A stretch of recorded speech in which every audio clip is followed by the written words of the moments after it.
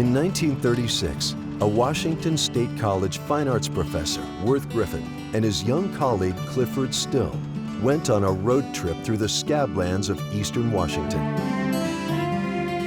They crossed the mighty Columbia River and entered remote tribal land, looking for a place to establish a summer art colony, a place where artists would live and work among native people, painting portraits of tribal leaders and their descendants. This was a real movement going on in the 30s with these colonies. They were spreading all over like wildfire.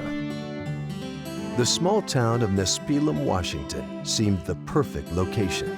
Nespelem was a long ways away from the rest of the world. There was a big separation between the native world and the non-native world. It was the headquarters of the Colville Confederated Tribes, home to 12 tribes of Plateau Indians, including Chief Joseph's band of Nez Perce, Chief Moses Sinkiuse, the San Poil, Nespelem, Okanagan, and Palouse.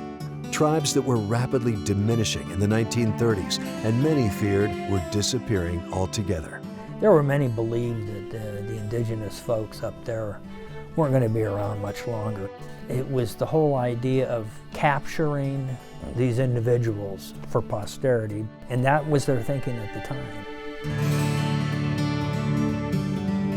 In 1937, Worth Griffin and Clyfford Still co-founded WSC's Nespelem Art Colony. Over the course of 4 summers, artists painted hundreds of portraits and landscapes, recording a part of history that was largely unknown, helping to preserve Native American life and legendary leaders.